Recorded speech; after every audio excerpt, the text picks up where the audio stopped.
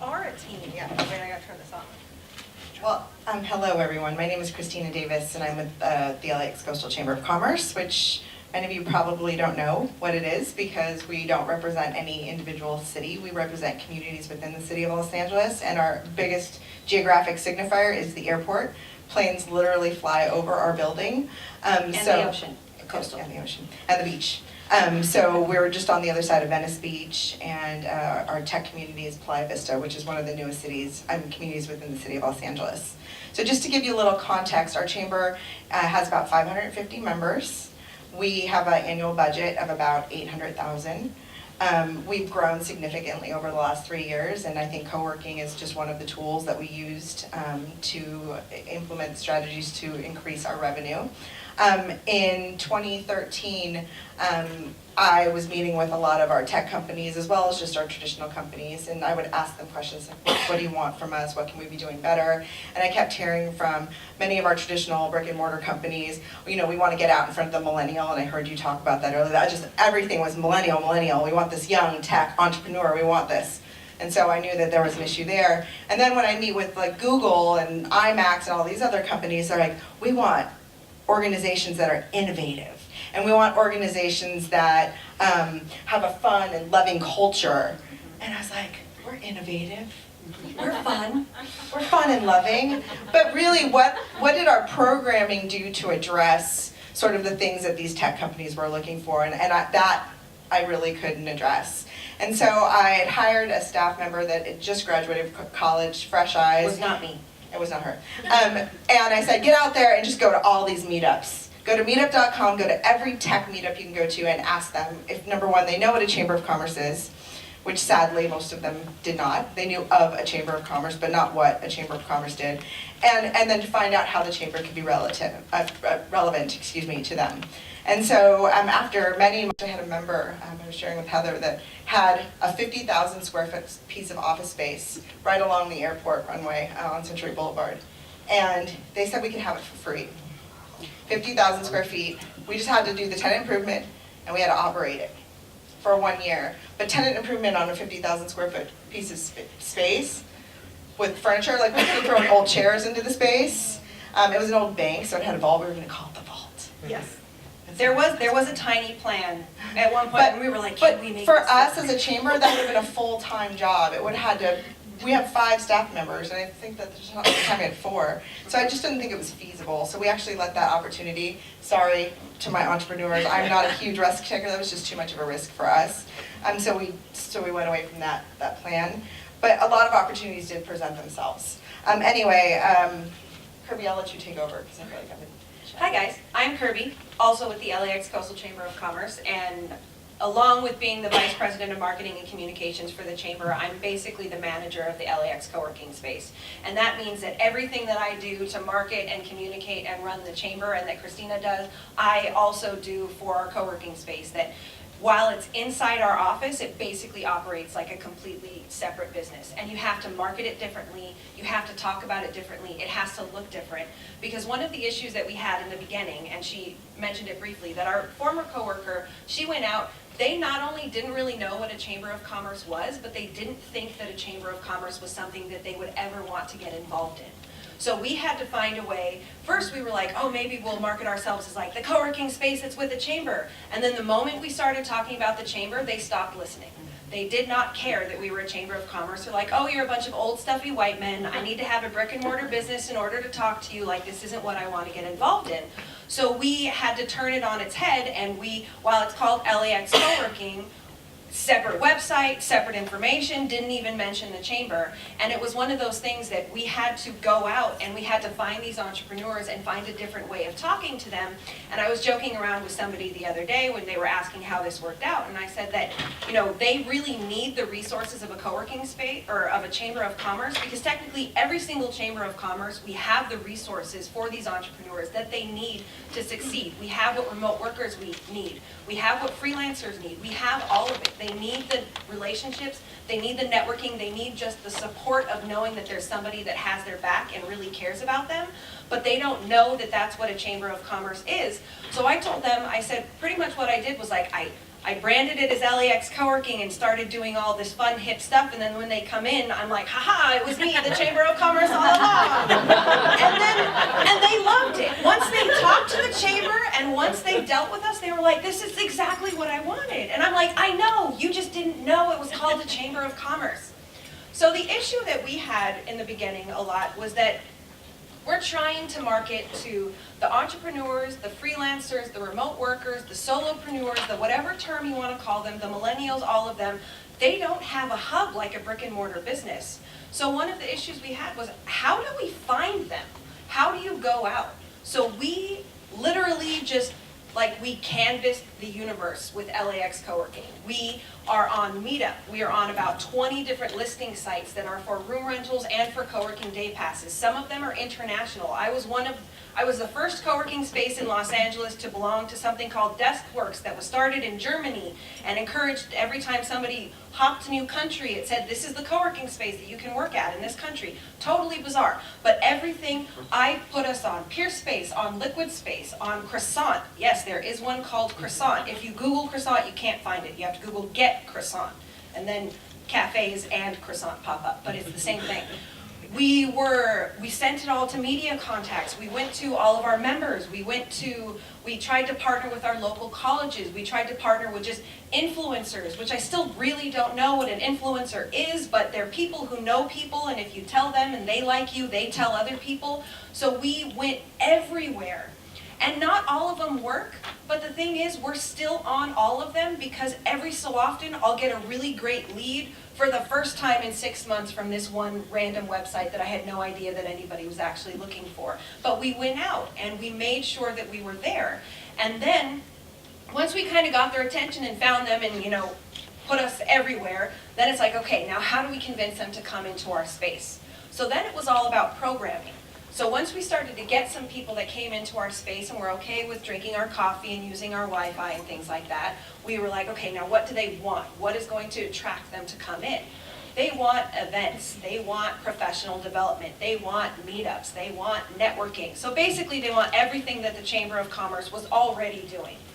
But we added a little bit more about this is how you can succeed on your own. Because a lot of them, they struggle with, they have no budget, they have no team. It's just one person trying to make this crazy idea work.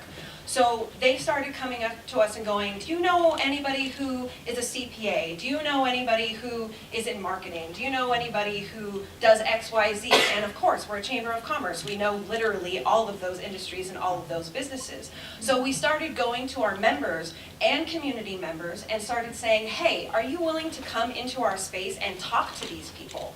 We asked for very, very tiny commitments, just an hour of their time, a 20-minute presentation, 20 minutes of Q&A, 20 minutes of networking. And they started to really love it. So we were getting, the mom and pop CPAs that really wanted to get their bookkeeping services out there. We were getting the people who were involved in social media marketing. We have professional trainers coming in talking about this is how you make fitness work in your busy lifestyle. We had one of the companies does VR and AR, virtual reality and augmented reality. I'm getting better at that.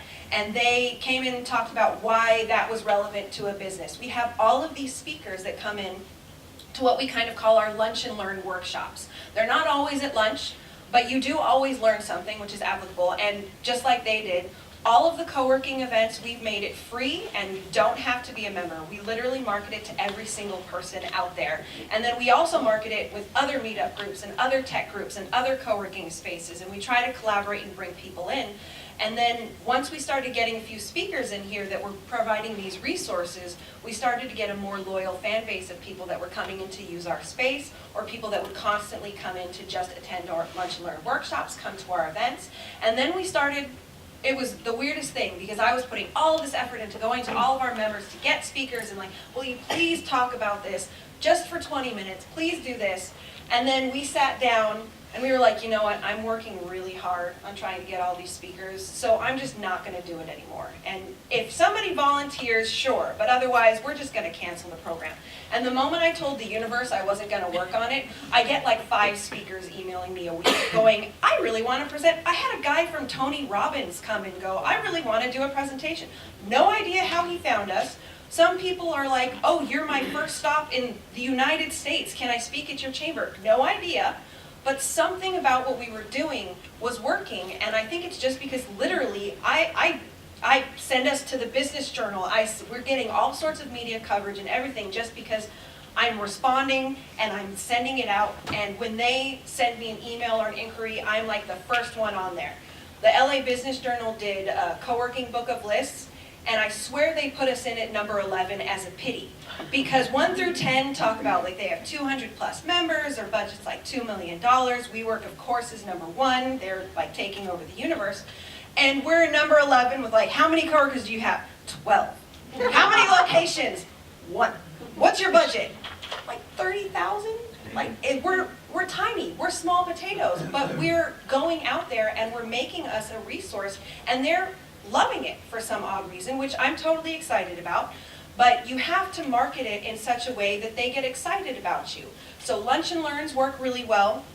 We bring in a lot of speakers. We've also made a lot of great partnerships with stuff that's already going on. Like Innovate LA is a 2-week celebration of creativity and innovation in Los Angeles. They literally just say anybody can partner with Innovate LA. You just tell us you're doing an event during this 2-week period and we promote you. And that's run through our Los Angeles Economic Development Department. We did 13 events for Innovate LA in a 2-week period. I was very tired. Don't do that. Do like 5 maybe. But it worked. We have partnered with an international business accelerator. We've partnered with the local SBDC. We've done stuff with the SBA. We've tried to work with entrepreneurship programs in our local colleges. So it's all about not only what you're doing, but who are the strategic partners that you have in the community. Leverage that. Because number 1, you're already running as a Chamber of Commerce. We know you're already tired. You're already probably event worn out. You're doing a whole bunch of things. So it's not like you can suddenly just magically go, and now we're also a co-working space. You need some help. You need people that are going to help you make that successful and make it work. You have the resources that they want. They just don't know it. So you have to find a neat little spin on it and bring them in. And then once you get them, you keep them with the fabulous resources that the Chamber of Commerce has. Every single Lunch and Learn we do a professional video of it, and we keep a library. So now anytime somebody is interested in a topic, if we've done a Lunch and Learn on it before, we send them the video. The speaker that came in gets this wonderful promotional video. They love it. They share it all the time, which automatically gets you more coverage because they're mentioning that they had it at your space. It's wonderful promotion. With the written permission, of course. Well, yeah, you gotta do all the legal paperwork. I'm not in charge of the legal stuff, I'm just in charge of the fun stuff. Yeah. I just make it look nice, and then it's great. We also have, I totally forgot the word, but basically, like, they come in and we give them an honorary chamber membership the moment that they join our co-working space as well. And that's worked really well for us to be able to transfer members both from our co-working space to our Chamber of Commerce. So pretty much we say that our goal, and we have 1 member that actually, 2 members, a few that like epitomize this goal, which is we want somebody who's trying to start a business or struggling or confused about what to do to come in and use the co-working space as a resource just to get some work done, have some stable Wi-Fi, have some coffee, and to not be driven crazy by sitting in their own house in their pajamas, like trying to make this work. Come out into a social situation, hang out with us, we're going to talk to you.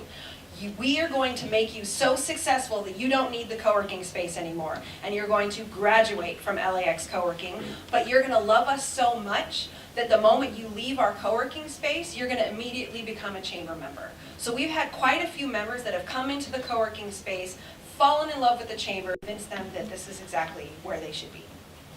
Did I miss anything? No, you talked too fast. You talked very fast. I always do that. This is why I put my stuff on video, and then people can play it at like 50% speed, and then I make sense. So now he's...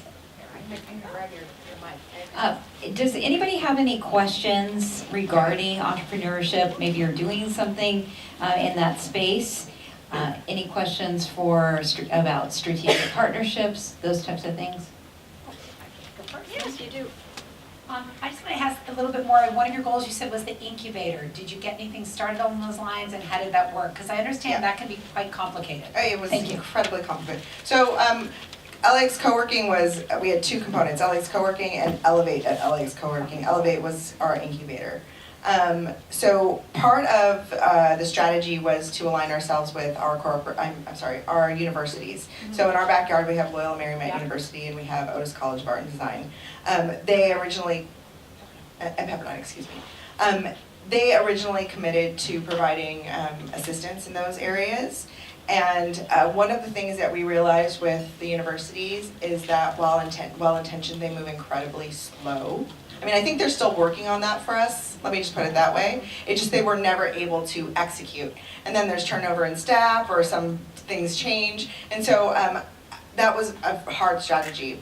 We did launch an international business. One of the best testimonials we had was somebody who was trying to start his own business, and he was in his house by himself for like 2 years. And he said, like, he was like, I'm going crazy, I'm getting really depressed, I'm like, I never put on real clothes. Yeah, you don't get dressed. Yeah, so he just decided to go and try co-working spaces, and he went to a few, and he signed up with us, and within a month, like, he was like such a huge fan. It was a little startling in how much he adored us, but he just off the cuff was like, yeah, LAX co-working saves your soul. And we're like, repairs damage. oh yeah, repairs damage to your soul. And we were like, what? And he's like, no, you don't understand. That's your new tagline. So we used it a lot, yeah. Yeah, that was like solid gold for 3 years of LAX co-working repairs damage to your soul. So we put that everywhere. But like, that's just what I'm saying. They need the culture of a chamber of commerce. They want the areas where they can brainstorm with people. Honestly, they just want a room where they can complain about the same stuff.